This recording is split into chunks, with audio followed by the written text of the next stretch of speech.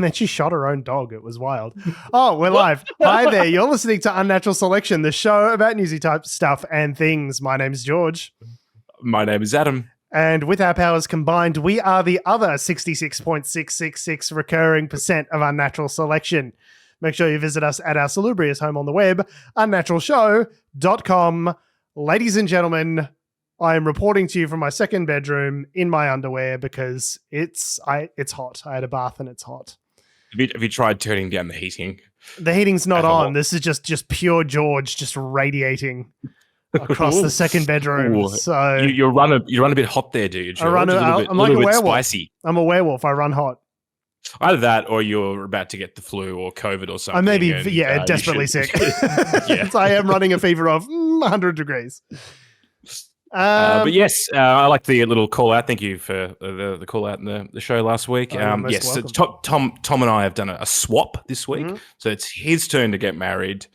And he does actually have the flu. And I hope to God both him and Alice feel better. Our thoughts and prayers are with them. Yes, thoughts, prayers, and Codral be with them. Codral, antivirals, antibiotics. You notice Codral's messaging of Codral Soldier On is not as prominent anymore since the pandemic. I wonder why that is. They're like, go to work sick. That is the point of our product. Make sure you really spread it around. Hashtag branding. But yeah, so Tom's obviously getting focused and ready for the wedding, which is this weekend. So we'll be there and raring to go, and hopefully everyone will be feeling a bit better. But this week we have like every so often, some weeks are just barren. Like in terms of the news landscape, there is nothing there. It's like looking out into good the listeners, central desert. We will lie to you and we will say it's a huge news week every week with reckless abandon, okay? Because if the goods aren't there, we will come up with the goods for you. But this week, legitimately, is it's fully packed 10-gallon news week in a 5-gallon hat. This week is ready to fuck, okay? like we didn't have to write anything. We didn't do anything. We're just going to read the news, and it's crazy. I didn't even prepare jokes. I just copied and pasted articles, and we're going to talk about it, and it's going to be amusing on its own volition. I did nothing. Like in the past, we've had stories like, people finding secret cabinet documents in cabinets they got from fire sales in Canberra, or little like murder mysteries that happened in the town of Larimer, which is now a great Netflix series, which was good. But yeah, this week we've got some similar stuff, which I think will blow some people's minds. Although the top story this week is, I guess, not so much something that's sort of been unheard of, but it is perhaps an example of a political fail, shall we say? So obviously in the news in Australia, there's been a lot of talk around ending gendered violence against women in Australia, and the recurring theme, which again, I feel like we have had this conversation, 2 years ago, and then 12 years ago. It's a conversation that keeps coming up because we don't keep getting better at it. We keep sucking at it. And it's in the news, obviously, because at the moment, I think, in terms of the number of women that have died at the hands of men, I think is like 30% more this year than it has been in the past. Yeah, something to the effect of like 50 to 60 women a year, something like that. Yeah. So a substantial, completely disgusting number of people dying at the hands of their partner. It is a national disgrace how bad we are at dealing with domestic violence and partner violence. Australia is very bad at it. And the hope is that we do get better, and I believe at least the government has announced this week there'll be a program that they've rolled out after national cabinet meeting. But prior to this, it's kind of old news. This is like a week ago old news. There was a number of rallies that were held around Australia, one of which was in Canberra, where they marched to Parliament lawns, and when that happens, you normally get different types of responses. So Tony Abbott, he was out the front of Parliament lawns with Ditch the Witch and Burner and all that kind of silly stuff back in 2010. Those images didn't come back to haunt him. Bitch and that's all that sort of stuff. Yeah, not good. Obviously, that imagery has stuck around. As can't imagine recently, in the Nemesis documentary. When there was a march again, like a year or two ago. Scott Morrison didn't attend, but then said something to the effect of "These women are lucky not to be shot." I think. He was trying to make some weird point about how it's how good is protest, because in other countries these people would be shot just for protesting. And I was like, I don't think that's really. The hot take. That's not the hot take that we needed, Scott. That is at best a lukewarm take. And I specifically asked for my takes scalding hot, and if not, I will send them back. Okay, if this is a lukewarm take, I don't want it. I need it burning the roof of my mouth. That's how hot I need my takes. Yeah. So the Labor Party, I guess, PR machine went overdrive when they heard this march was happening, and I think they requested to speak. There was a lot of confusion around who was going to speak, were they allowed to speak. Yeah.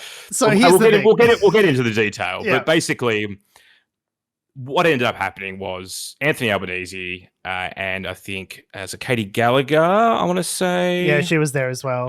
His partner and I think someone else from the government attended the march. Amanda Richworth, cabinet minister, and Katie Gallagher, and as well as his partner, Jodie. Partner, sorry, yeah. No. But so they attended the march. They spoke with people there. I think it was reasonably, solidarity. There were vibes, being forth. They got to Parliament, and then there was a number of speeches and various things that sort of happened at the end of these. So the lead person of this was Sarah Williams, who's a 23-year-old Indigenous woman from Newcastle, also a sexual assault survivor. So it's sort of representing the peak body, I guess, that sort of organised this. And the organisation that she started is called What Were You Wearing? And obviously deals with, supporting women that have survivors of, intimate partner violence and sexual violence and things like that. So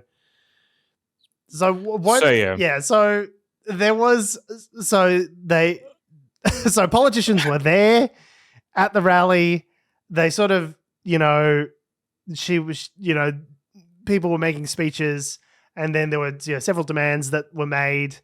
And the politicians were asked whether they would sort of sign, give up thumbs up or thumbs down in order to support those changes. And the politicians weren't very forthcoming with sort of playing along with that very binary kind of way of doing things, because they're politicians. They miss the part of their brain that allows them to do things in a binary way. They live in shades of gray. So that was we can't commit to anything. Yeah, don't commit to anything. Yeah, you never create policy by thumbs up. That is not a thing that happens in Parliament. So I can understand their reticence there. Anyway, Anthony Albanese comes and then sort of requests the microphone, and then this happens, and we'll play the audio. To be clear, we did ask to speak, myself and Katie, and we're told that wasn't possible, and that's fine. I respect the organisers' right to do that. That's a full-out lie. To do that. We're here today to demand that governments of all levels must do better, including my own, including every state and territory government.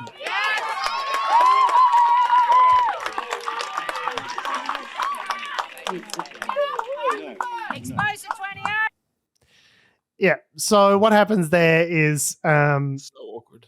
Yeah. So Sarah, you can hear her in the background there saying that's not true. She then appears to burst into tears, and people sort of come and surround her, and it's so Albanese is really good at making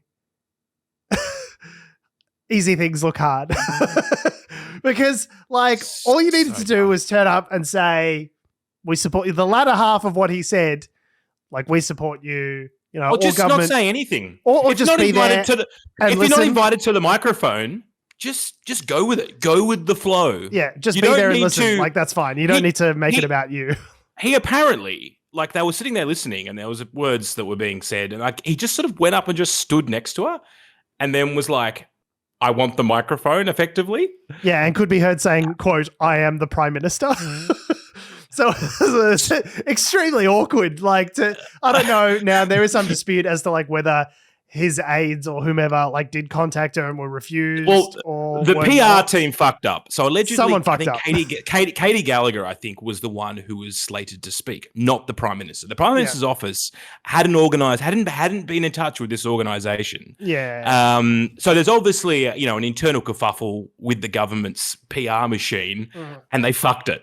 So they went from being basically like, if you were a Labor PR person at the start of the day, you went from being like, oh, we're fucking nailing this. How we good are is this? nailing it. How good is this? Fucking eat your fucking heart out, Scott Morrison. You wouldn't even come out to meet the Women's March. Anthony Albanese is hanging out with the Women's March. Okay? We're nailing this. This is an absolute unmitigated PR victory. Anthony's taking the mic. What's happening? Oh, God. Oh, no, Anthony. And this is obviously like, at the end of the day, this is basically the Prime Minister's fuck up. Like, he could have just gone with the flow, but he's deliberately gone up, asked the microphone, and then said we weren't asked to speak. Anyway, and then obviously he sort of forges on ahead with it, and you can see him sort of turn to the left. What have I done? Oh, Tony, like, what have you done, Tony? Fuck. And look, I mean, the things he was saying weren't necessarily bad, but it was just the way he went, the whole political apparatus that moved around that. He had actually, and the other reason why they know. I know this rally is about listening to women, but sweetheart, Daddy's got the mic, okay? Daddy needs to say a few words. And this is brilliant. There's no more tone to like, what was that film about? This joke is not going to come off. I've spoiled it. That film about the opera singer who couldn't sing opera, and Meryl Streep's in it. Oh, I was thinking of like with Hugh Grant. I was thinking of Singing in the Rain, but that's not it's a different thing. It's about talking movies. But anyway, the reference is gone. Just tone deaf. Really tone deaf was my point. And I you know what? Nailed it. I absolutely nailed that joke. So you did. There's a brilliant photo of Florence Foster Jenkins. The name of the film is more tone deaf than Florence Foster Jenkins. I fucking nailed it. And I'm going to edit out all that stuff so I look like a genius.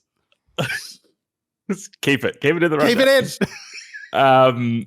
From AAP, which is taken from the back of that interchange between Sarah and Albo.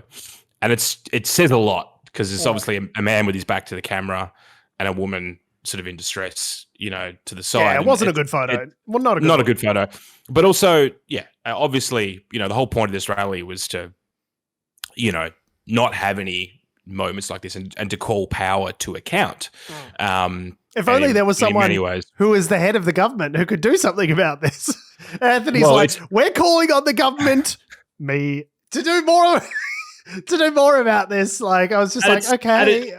And it's interesting because they had Anthony Albanese's office had scheduled a press conference for after this rally to happen alongside. So they must have alongside it because obviously he thought he wasn't going to speak. So, but then he is speaking. So it's an own goal directly from him. And then he just gets in the car and scurries away like Prince Andrew, just directly off the fuck off, just immediately just gets the fuck out of there.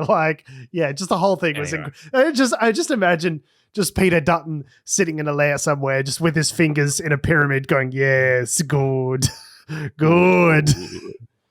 Now, to the government's credit, they did call a national cabinet meeting. A national cabinet met, and they've, I think, announced that they're going to be basically rolling out a program which deals with helping people leave violence. I think there's about a couple of $100 million, something like that, being thrown around to assist in this program. Great, but no one cares about any of that because all they can talk about is Anthony Albanese behaving like a douchebag to this poor woman. Yeah, like all of the good news gets overshadowed by the dumb thing. It's why couldn't you just take the win, Anthony? You snatched defeat from the jaws of victory. What are you doing, mate? Just leave it alone. So it's $925 million over 5 years, and it basically gives payments to those who need to leave and have some financial security so they leave their existing domestic situation, whatever that may be. Yeah. And then obviously they get a payment to sort of help support them during that period of transition.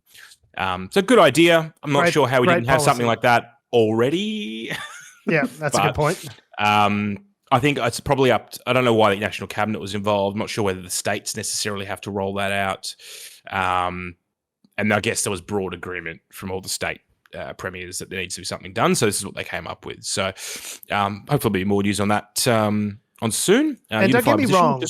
Like, I don't think there's any circumstances in which a Tony Abbott government or a Scott Morrison government, even a Malcolm Turnbull government, would really be interested in creating policy like this. Like, every day I'm glad that we have a Labor government and not a Liberal government, because the actual tangible things that come out of it, the policy, is much better and much more aligned with the things that I think. This is a perfect example of that.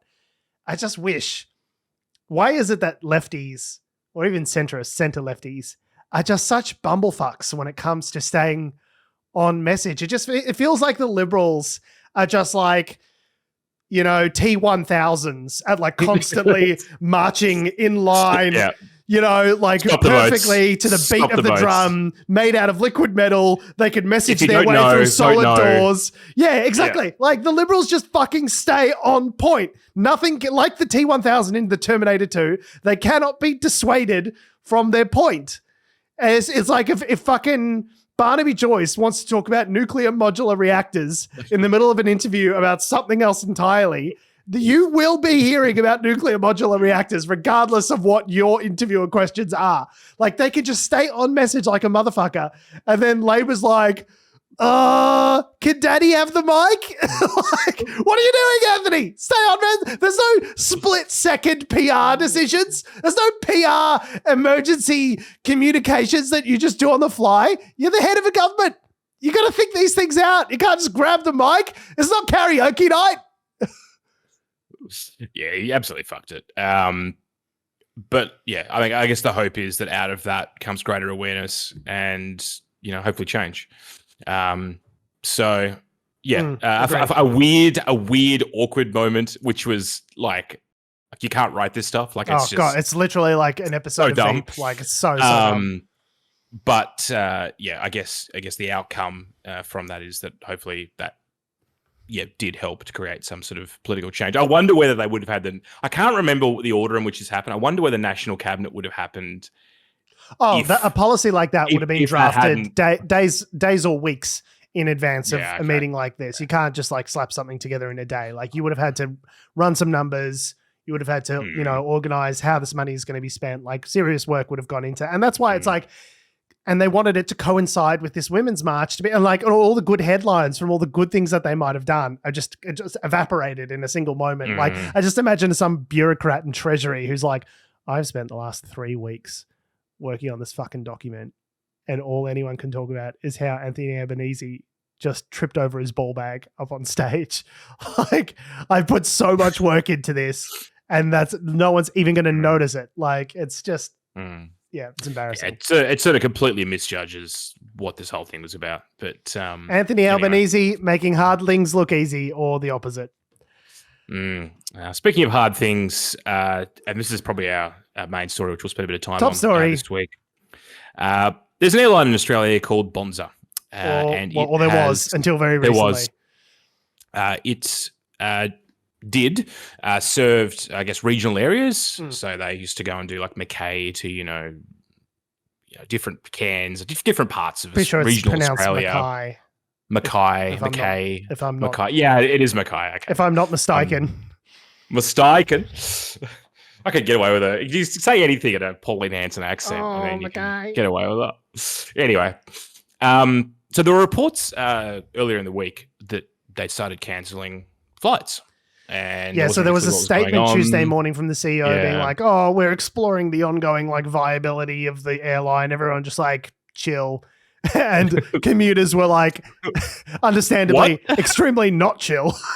What with needing to go to different states and whatnot at a particular time. So other carriers, there was a hotline set up, and other carriers were offering people flights free of charge, trying to help them get to their destination. Then later on that day, it came out that they've gone into voluntary administration, which means they're bankrupt. So Bonza goes bankrupt. Bankrupt as fuck. And it went from being like a few flights to being like, oh no, we've cancelled the airline is cancelled. Stopped operations. Yeah. And we'll get into how this happened in a minute, but it's been a rough week for employees. As someone who has gone through a large-scale liquidation process, but heart goes out to the employees. It's rough. It's sad. It's, they get paid monthly, and they were told basically that they're not getting paid for their last month's wages. I can't even imagine that. Like, you've just done a month's worth of work for a company. You're expecting to get paid on Tuesday, and the money just doesn't come. Like, that doesn't come in. Such an indescribable level of anxiety and suffering that would create in all of these people's lives. And to think that, like, they were accepting money to put people on planes yesterday. Yeah. But they haven't got enough money to pay their employees. Like, money's going to go back to their creditors. Yeah. Like, how did you not have one payroll worth of cash on hand? Like, the airline was really in such a dire position as to not be able to pay one payroll. Like, is that really the extent that it got to before they decided to do something about this? Like, that's crazy. It's always good questions. And again, from personal experience, those questions do ruffle around your head. Is like, well, how did you, if it was this bad? I was taking deposits yesterday, but yeah. And I guess the situation is like, no business wants to say, hey, we're struggling, and then that affects potential future business, right? Sure. And so obviously lots of customers were obviously affected, people traveling interstate to see families, important occasions, people trying to get things home, that could get home, things that, couldn't really be missed, and they were missed. And to be like, the other airlines, Qantas, after a good news story, again, stepped in, Virgin have stepped in, and they've sort of, helped in some situations. I'm not sure if everyone was sort of rectified. Obviously, they weren't giving out refunds to people who had purchased airfares, by the sounds of it. No. Staff have had to go to Centrelink, and look, there is again. Centrelink, like yesterday, you were a fully employed person. Now, not only are you not getting your wage for the last month's worth of work, you're now online at Centrelink, and there's also restrictions around Centrelink. One of the people who they spoke to online, the ABC, said like, well, I'm not allowed to go and get a full-time job because otherwise I'm not going to get these emergency Centrelink benefits. If I have a full-time job, they'll go, well, great, you're sorted. You don't need it. It's like, well, but then you're still $5,000 out from, or whatever, from the amount of money that you should have earned over the last month. Like, it's just not, I feel really bad for the staff and the customers, because they really did not do anything to deserve this. Like, not at all. And there are, there's a government insurance scheme, which basically means you get paid out any sort of entitlements or redundancies and that kind of thing, which I personally have gone through, but it does takes a minute, 6 months to resolve. It didn't happen the same day, right? Where I need money to pay rent tomorrow, and all of a sudden I'm not getting paid. Like, that's ridiculous. It's a lot. And for private companies to just go, soz, and then just throw up their hands. Like, I would say the primary responsibility that a company has in that situation is to their employees, not to fucking shareholders, not to creditors. Like, I understand. I did an MBA. Okay, I understand. I understand how the line of sort of succession works. Okay, with creditors and corporate debt and all that stuff getting paid first, and basically, employees are up there. Like, it's like primary creditors, employees is the next one. Employees should be first. Like, fuck the primary creditors. I'm sorry, but like, I'm not really interested whether like, the Bank of Singapore gets its fucking nut back. Like, I'm completely unconcerned with that.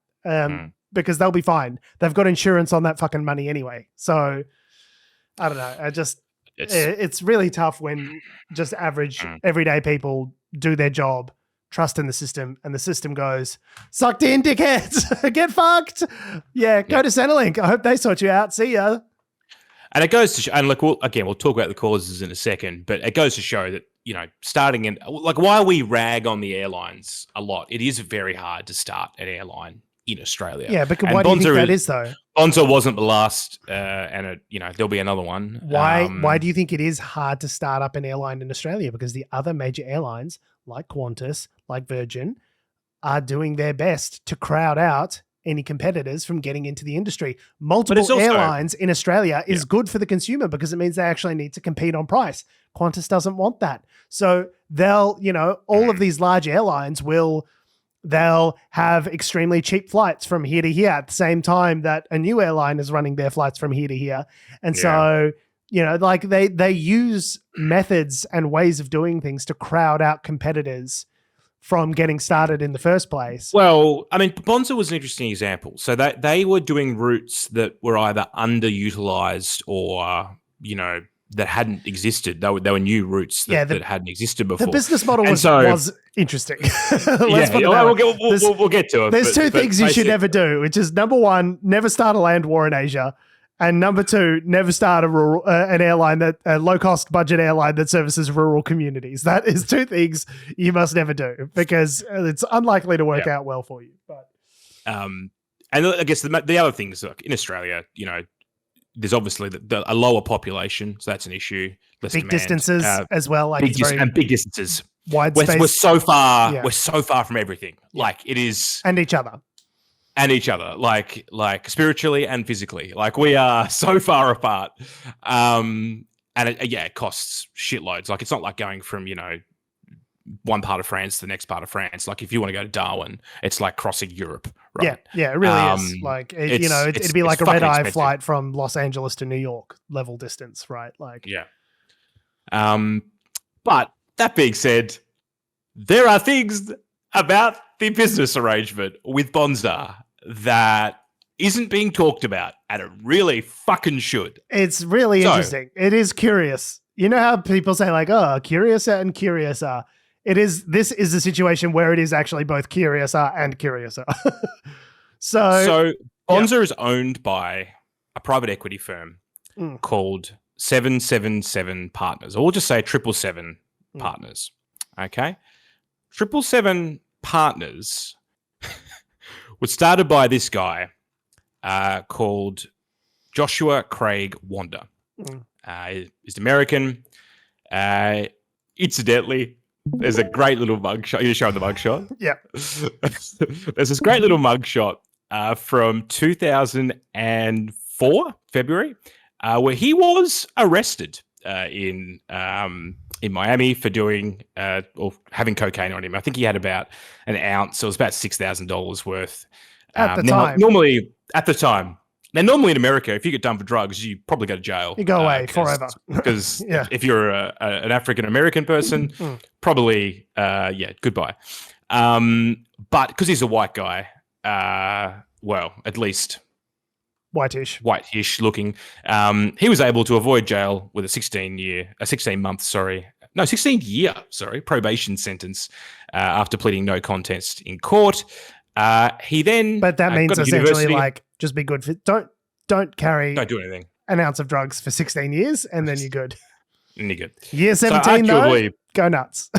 Arguably, that's probably how they should treat a lot of drug-related offences in America, but they don't. But that's a whole nother thing we won't get into. But anyway, point being is he learned his lesson. He went to university, got a degree, and then started to forge a career in finance. Now, the detail about him being a cokehead in his 20s, completely unnecessary, but just chef's kiss. Chef's kiss has no bearing on the story, but love it. I love a mugshot where they're like, hey, this cokehead is now at the head of the airline that just collapsed. That's an interesting detail. Interesting, but it does give strong. It's strong finance bro vibes. Neither here nor there. Is what I would say. It's just of note. So keep in mind as well, Bonza had only been operating in Australia for like 15 months. Yeah, so basically since January last year. So this private equity firm, 777 Partners, they made their money early on a lot of like basically scalping. So they'd go in, put money into businesses where people desperately wanted it, and then they, reap profit out of it or dismantle it for parts or do whatever they need to do to make money out of the situation to get their return on investment. Classic venture capital stuff. Capital shit. It did also talk about debt, buying debt, sort of like pennies on the dollar, and then turning around and kind of like, They were insurers. They were insuring bad debts. Yeah, reinsurance. So this is crazy. So they would insure other insurers bad debt, like something out of fucking what's the movie with the Big Short? The Big right? Short, yeah. Like we're going to insure your bad insurance, and they would get money. They obviously, if you've watched The Big Short, it's all about the commissions. And it does sound like some in finance bro arbitrage, fucking Wall Street wizardry with nothing actually like behind it is kind of what it sounds like to me. Exactly. So they made a lot of money really early, and then they've started venturing into airlines. So they have got a number of stakes in different industry airlines which famously has very thin margins and high chances of completely fucking up. Well, don't get me started on the next venture after airlines, which is what's fucked all this. So as part of this arrangement, they've got Wanda basically had or 777 Partners has a relationship with, I believe the company was AIP Capital, something like that. Another company basically run by this ally, a guy called Kenneth King. All right. So he was I think, a part of, they had a relationship with 777 Partners, obviously with Mr. Wanda. And he was providing a lot of the resources to get these airlines up and going, to the fact that the way Bonza, from what I understand, they're like planes and like material resources and things like that. So he was leasing them to Bonza in order for them to conduct their business, right? So in Australia, Bonza had 4 jets they operated, which were 737s, right? Mm. They only had Arguably not the right type of jet to do small runs from regional locations. No. They're like quite large planes, so that was already 300 people. Yeah, it's like, they're never going to fill up. Well, they might around Christmas you probably fill it up, but apart from that, you're not going to fill these big planes. Yeah. In fact, the Australian boss of Bonza said, well, actually, I've come from Virgin, and I think to make a business like this profitable, you need 10 planes. You need more scale. They only had They had more. They only had 4, and these 4 were leased. At least 3 of them were leased to Kenneth King. Okay, I'm not sure about the other one. They might have owned one of them by Kenneth King. Sorry. Yeah. So, interestingly enough, in March last year, there was another Canadian airline called Flair, which 777 Partners had a controlling interest, had 4 jets seized on the tarmac for unpaid leasing charges. Seized. So this is a year ago. Seized. Repossessed. Like the jet repossessed on the tarmac 4 years ago, just before or just after Bonza started. All right, and next, ladies and gentlemen, we are on the tarmac, just taxiing, ready to head off to Toronto. And look, it's a Canadian Mountie on the airstrip. Whoa, stop there, eh? Literally. Sorry. And what's weird about that situation is that apparently this week, people boarded the planes with passengers on them while they were getting ready to take off and just said the plane is now ours in very strikingly similar circumstances. I am the captain now. To the previous one. Now, what's happened here? Why are people calling him the leasing charges? If Kenneth King has this great relationship with Wanda, and why he's like, and they're like, King is apparently invested in 777 Partners, and it's like seems like a very incestuous kind of like quite close relationship that they've got going there. But so why is he pulling the plug on it? Right. Right. So basically, Kenneth King obviously has seen the writing on the wall, and he's called in. Basically people to restructure the business, and they've basically put out a statement saying that we're divesting in 777 Partners, and the reason for it apparently is this. So you think airlines is a fun venture? Have you heard about investing in soccer clubs, George? As we all know, I'm a big fan of sports, and so investing in soccer clubs is I would say at the forefront of my mind almost constantly. Well, Bonza, as it turns out, is small change in 777 Partners business ventures. We're a tiny little blip. Australian Ventures is a tiny little blip in 777 Partners' global equity aspirations.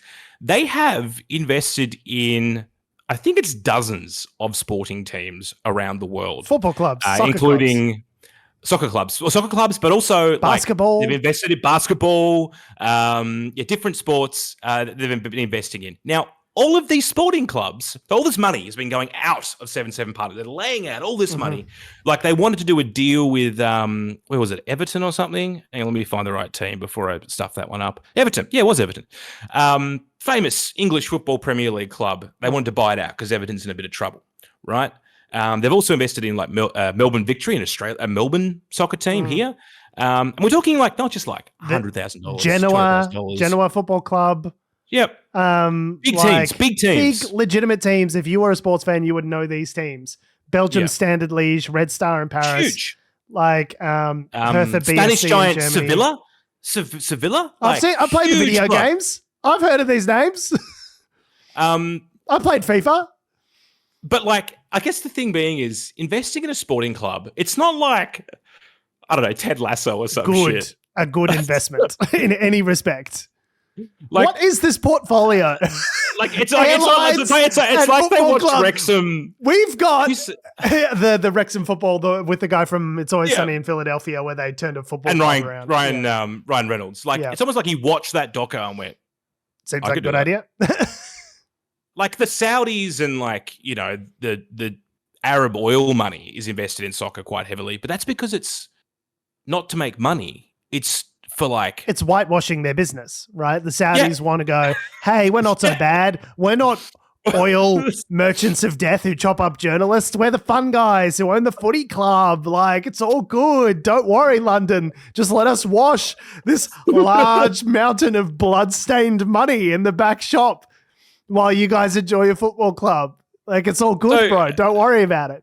So they're prepared to probably make a loss in a lot of these kinds of business ventures because it's part of like $100 million US has come out of 777 Partners and gone into various loss-making fucking ventures. Now, I don't want to say money laundering, but I would struggle to find an explanation for all of this that does not contain the words money and laundering in it. I would really struggle to understand. So essentially, this reinsurance business went tits up, okay? And they're... because they couldn't pay their debts. Yeah, so... As it turns out. So the reinsurance part of the business went from an A- rating in November to a C- rating just recently. And that was unfortunate for a lot of reasons, said King.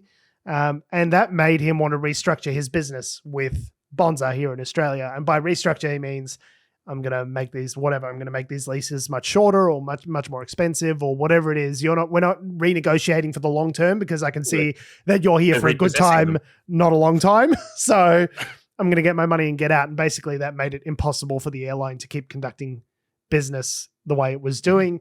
And it's interesting because there was an airline expert who said basically there's nothing wrong with the business model. You just need to get the financing and the sort of corporate structure correct in order to be able to like run this business properly. Like there is a need in the market for this business to be servicing these clients. Yeah. But and I wonder how much of this has to do with interest rates as well, because you do see these stories play out from time to time where it's like a bunch of bullshit businesses do really well for a really long time, and then you get something like the GFC, and then the tide goes out, and you see there's a bunch of people without any pants on, and you go, "Hey, wait a minute, Bernie Madoff, you're not actually making 16% returns. That doesn't make any sense in this current climate." Like it's got a habit, I think, when the cost of capital goes up and the tide goes out, you really see who's legitimate and who's not. Like, I mean, this sounds woefully negligent, man. Like, but it sounds like if you're like they were using, if you're making high risk ventures and doing reinsurance, but like money's so cheap that you can turn 0% into 5% and do that over and over and over again.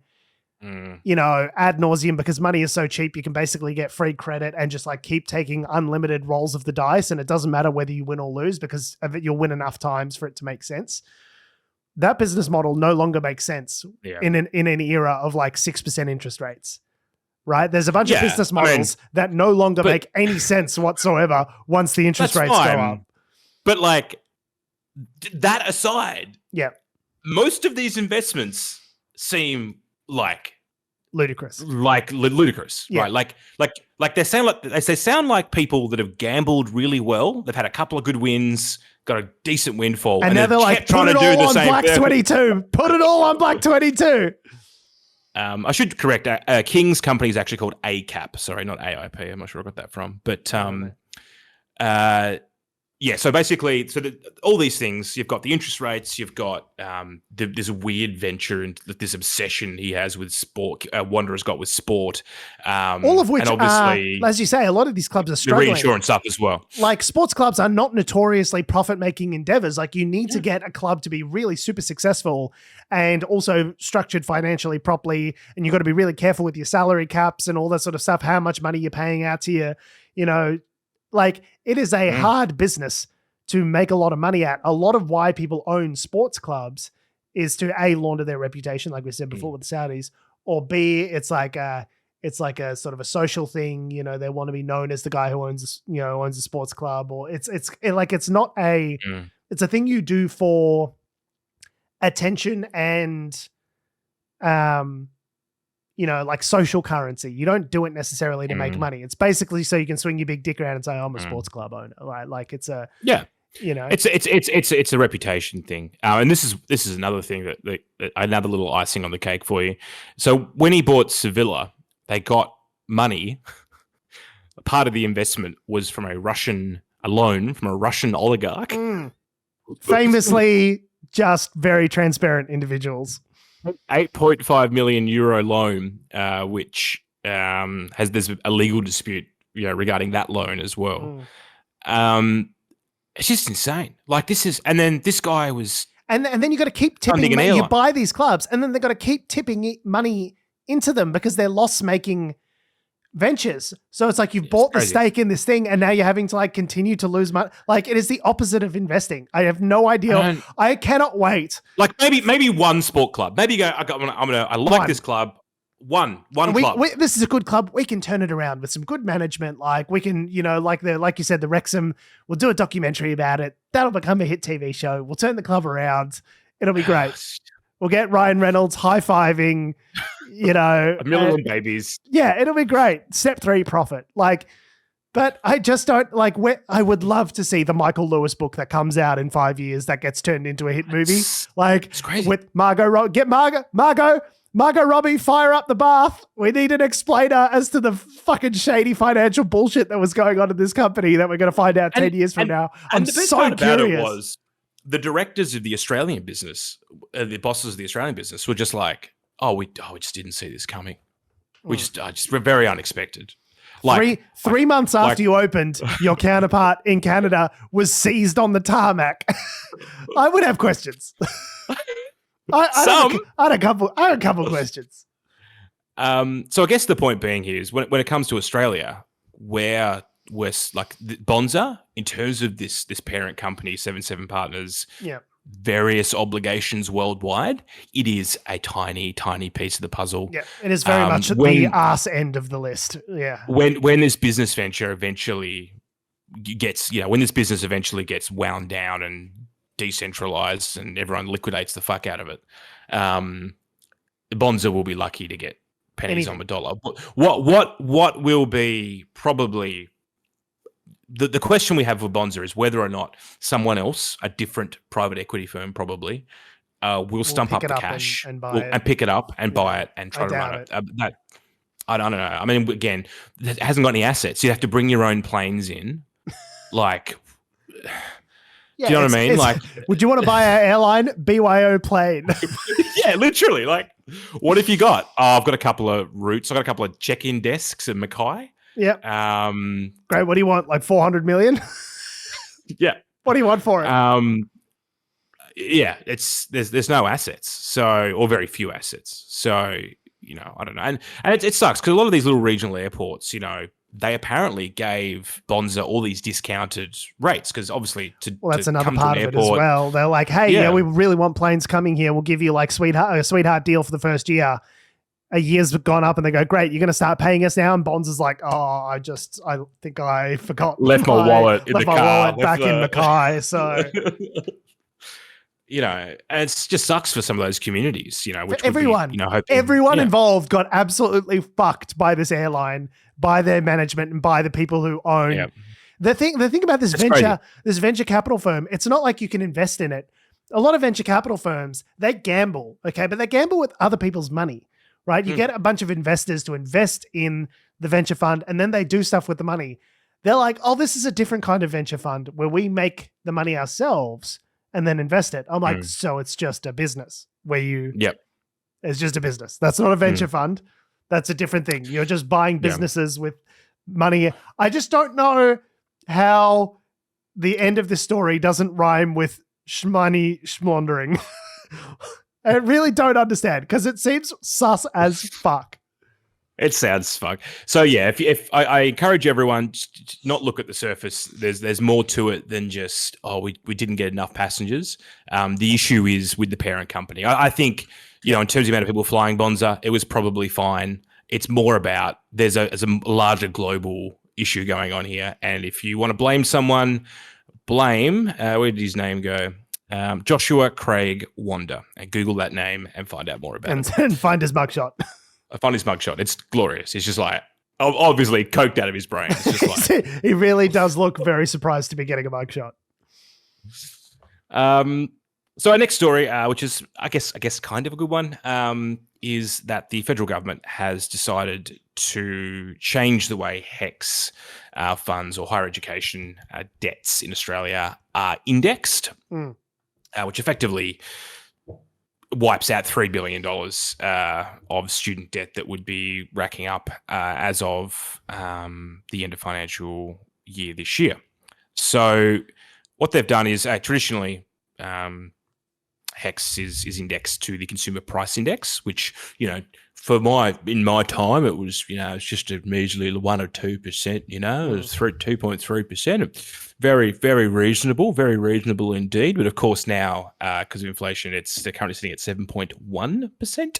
Yeah. So for last year, because of the inflation, last year's increase, was 7.1%. Last year's increase was 7.1%, and that was for those of us because I mentioned before, got my MBA. I paid off my previous HECS debt. It was $20 something thousand. I paid it off proactively, right? Like I got ahead of it, pay that debt down, got rid of it, and then I've gotten an MBA, which is another like 45 grand, 50 grand worth of debt. And then as soon as I get that MBA, we have record inflation, and then that debt gets indexed by 7.1%. So they say it's indexation, it's not interest, but the effect is the same as interest. Yeah. I am paying now an additional 7.1% on that money, and it keeps. So what happened in effect was that I had accrued more debt last year than I'd actually paid down in terms of HECS debt repayments. And as someone who crazy.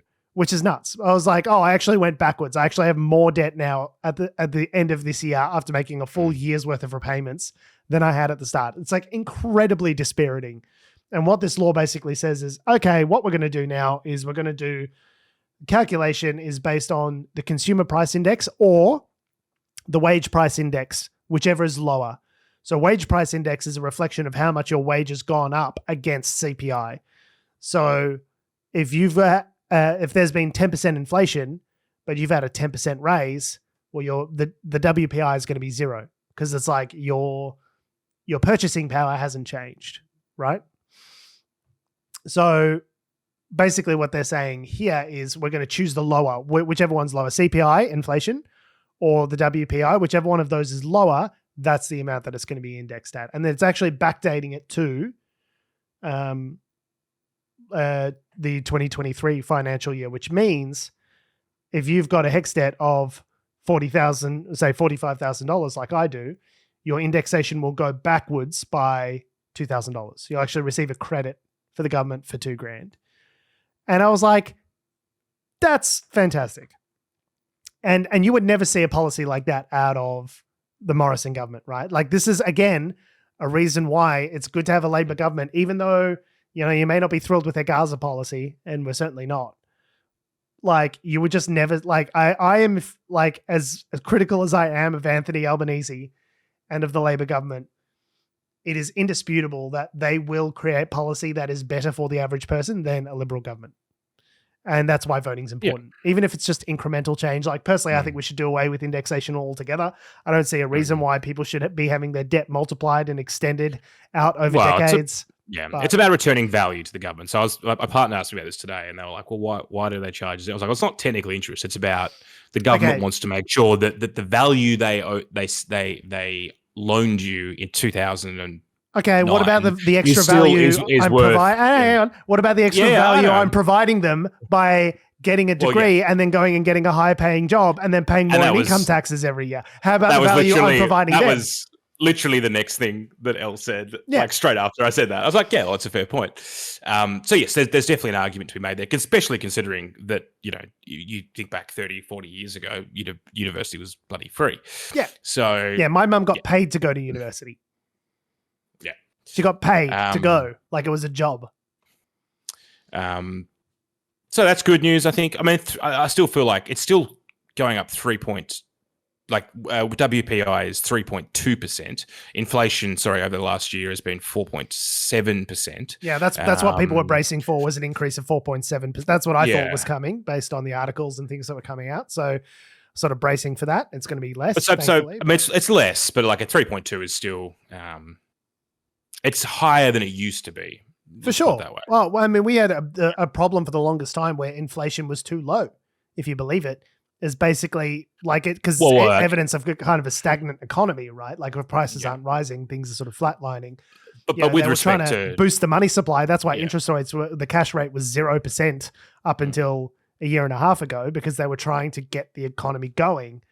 And then since COVID and all of this government spending and all of these supply chain issues, then inflation's gone nuts, and then that's why they've started raising rates. But like up until very recently, the problem was the opposite problem, is trying to get to try and get the economy going and have more inflation, not less. My point is more that that 3.2 is still higher than it's not nothing, but it's I think that's than the previous indexations were. Like, of course, when I was paying off mine, it was 2.3% or something. And of course, it's just my luck that as soon as I start, having to pay HECS debt, it's fucking 7%. But that's what it is.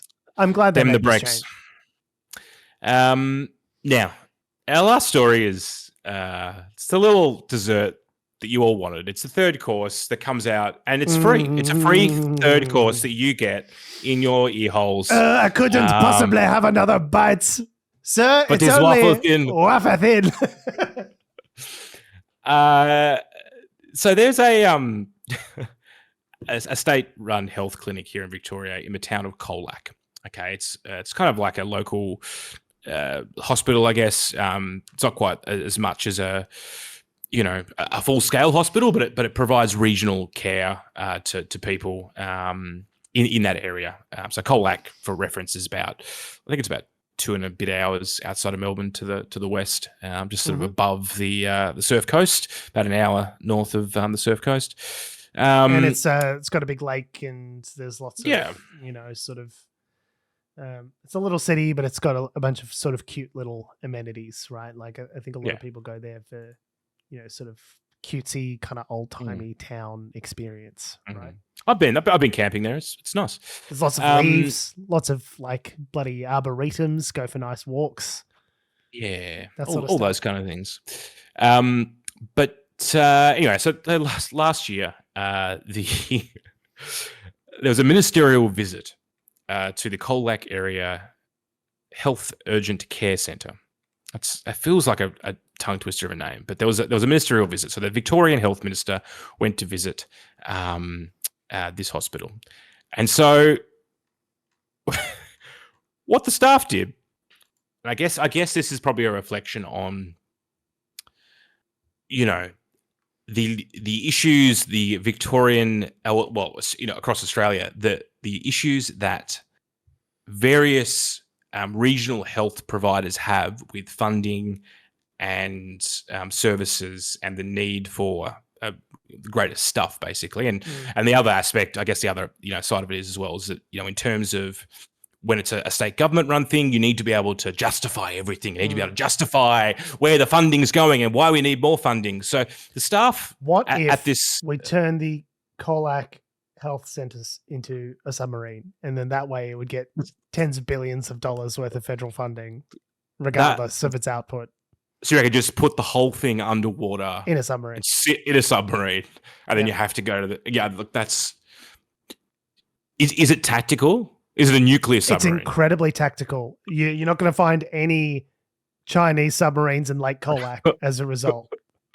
I can guarantee. Lake Colac's I can actually guarantee there will be no Chinese submarines in Lake Colac as a result if you make this a submarine. Well, Lake Colac is, I think it's about 1 meter deep, so it'd have to be a very it's landlocked, short submarine, incredibly short, long submarine.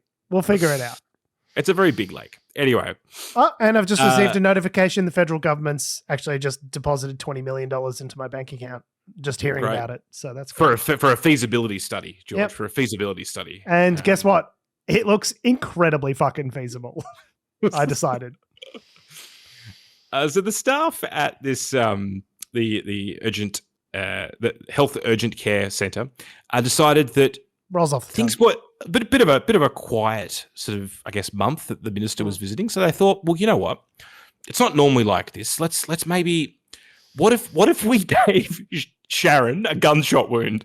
Let's just actually have to have a gunshot wound. What if we just pretended? I'll shoot Sharon. No, Barry, you don't actually have to shoot her. Don't shoot her. What if though? I don't mind. So Sharon could have a gunshot wound, and we could get an ambulance to rock up while the minister's here, and like Kelly, you could have like a broken arm, and Bob. Oh, you might you smashed your face. You smashed your face. You might be having a mental episode. Great. And we'll get we've got to have at least one mental. And let's get everyone's family in. So Craig and I got a kid. Jenny. Bring your kids in. Bring your kids. Let's put them in the waiting area. We'll just put them in the waiting area, and everyone can just play their parts. And I'll write the script. I'll write a script, and look, if you get the lighting right, anyway. So this is basically what I imagine the conversation was. What I imagine was the minister's coming, and then someone in charge going, "Fuck, the minister's coming. Oh, fuck, the minister's fucking coming, man. What are we going to do? What are we going to fucking do, man? There's no one here. Nobody comes. We're going to lose all our funding. What the fuck are we going to do? Fuck. Coming so hard. And cute little Australian movie about, like the town people trying to save their hospital. This is literally an episode of Veep. Like, this is the craziest shit I've ever heard. So an elaborate ruse involving staff and some of their family members came out that, during the Victorian Health Minister Mary-Ann Thomas's visit to the centre in the state southwest last year, they basically put on a little play to make it seem as though the Colac Health Centre was busier than it actually was, including the illegitimate use of an Ambulance Victoria ambulance to pull up and drop someone off as the minister was there. I don't know how they got the ambulance. Ambulance Victoria is still looking into that. But the best part about it was they would have got away with it. They would have got away with it too if it weren't for those dastardly kids and their dog. There was a whistleblower basically that tipped the government off. Fucking help herself. She couldn't live with the guilt. I can't live with it anymore, Adam. I got to tell him. I can't live with myself. So the government has basically launched an inquiry and they found out what's happened. So the former boss has been stood down. Why though? Over this. I don't know why. Why? The ambulance bit is the one that gets me. Like we've literally got an ambulance shortage in Victoria. That's so funny. They fucking managed to get Greg to fucking drive down and drop someone off. Carol, you really got to sell it, Carol, because you don't look injured. You're just sitting there. I need some moans. I need some groans. I need you to really put some feeling into it, Carol. I'll do it on the night. It is the night. What is your objective? What do you want? What is your super objective? You're injured and you're trying to get help, okay? The help that you desperately need from Colac's extremely fast health centre. Anyway, so, there's a bunch of people being investigated over it. And it's, I'm sure there'll be findings made and people will be fired and that kind of thing. But well, here's the thing. It is. So this is a quote from the department. The health service will also review the evidence and determine any next steps. That's such government speak for those involved in organising the incident, which may include further counselling. How does that make you feel? Bad. I feel bad about it. Further counselling, training, or disciplinary action, the department said. It noted in its report that neither the investigator nor the department had the authority to take employment action against those found to be involved in organising the event. What? So really? What does it take to get fired in the public service? What does it take? The unions just rubbing their hands together and going, I dare you to fucking try it, mate. I fucking dare you, mate. I double dare you. It is insane. There were 10 staff members posed counselling. As patients. Jen, do you know what you did? I know. I feel bad. Tell me. No. Use your words. Why was it bad? What did you do? It was Tell bad. me why. I made the minister look silly. Okay. Yeah. Use your words. Yeah. Okay. And the minister looked silly. He looked really silly. I feel bad. Really? Okay. And what does that mean for their re-election chances? Oh, it's probably bad. I feel bad. Yeah. I do feel bad. Great. Okay. Did I mention I'm very sorry? Now go and write on the board 10 times. I shall not deceive government ministers. The minister had no idea. They had no idea that all of this fake patients. The minister, Ms. Thomas, said she had not noticed anything out of the ordinary. Quote, you could not torture this information out of me. I'd be like, yeah, it seemed really sus. Quote, I didn't notice anything in particular. I had no reason to think that anything was untoward. Who spilled the beans? That's my question. Can't live with myself. I can't live with myself. I gotta let it go. The cops, they're gonna find out. I mean, it's not like I don't think they got an extra that's particular. I don't think there was any windfall as a result of the visit. I guess they were worried that they get their funding pulled if the minister came to visit and there was no one fucking there. They go, okay, well, these guys are getting too much money, right? Which and that is, I get it. An indictment on the system that we have. I've got friends that work in regional hospitals. I've got a friend in Bansdale, and it's, people don't come in with they're country folk. They're not coming in with a sniffle. They're coming in because I tripped and the not hedge trimmer, chainsaw went through my leg, or the tractor ran me over. Serious trauma is what they come into these places with. It's not, that or there's elderly people and stuff. It's not little, minor cuts and bruises. Some of the stuff they see is fucking brutal. The incident was heavily criticized by opposition leader John Pizzuto following media reports who referred to it as a, quote, serious scandal. But this is what I love this part, because he couldn't even, the Liberals. Shut up, John. Can't even have their moment in the sun, because immediately thereafter, this was rebutted by the Liberal member for Polwarth, Richard Rawdon, who said it was, quote, standard procedure, unquote, for hospitals to make themselves look busy for such occasions. To which Mr. Pizzuto said, fucking what, Richard? What are you talking about? Shut up. We had an unmitigated win. What are you talking about? Shut up, Richard. Who the fuck asked you, Richard? So Ms. Thomas, then the health minister for Labor, said, quote, I think that Mr. Pizzuto indeed has questions to answer as to whether or not this was a political stunt. Does he agree with Mr. Riordan that in fact it's okay and standard procedure for staff in a regional health service to pose as patients to make the health service look busier than it actually was during a ministerial visit? Oh my God. It's just such an own goal. All you had to do was stand back and go, isn't Labor ridiculous? That's all you had to do. And Richard's like, oh yeah, we fucking do that all the time. Shut up, Richard! Shut up, you idiot! I love the quality of the state members that are elected across Australia. Local council and state members. Liberal state members are just absolutely guileless. Just absolute numpties. No clue. Just empty vessels. Where do they find them, George? Oh, yeah, no, we do that shit all the time. Yeah, It's no big deal. Yeah, standard procedure. Did anyone ask you that, Richard? No, I just found the nearest reporter, tapped him on the shoulder and told him. I was like, we do this shit all the time. It's crazy. Anyway. So yeah, I'm waiting for the Australian low budget comedy that will come out about that incident. I cannot wait for like like a limited series on iView, just a 4-part, and it's just called like I reckon just a movie. I reckon just an hour and a half, like Australian low budget film. You get you like and Leslie. Okay, you Yep. get Joel Edgerton. You get your Kate Blanchett in there. She's the minister, obviously. Yep. And they do it because they're not going to get paid very well, but they'll do it just, because it's a funny story love. about Australia and for the love.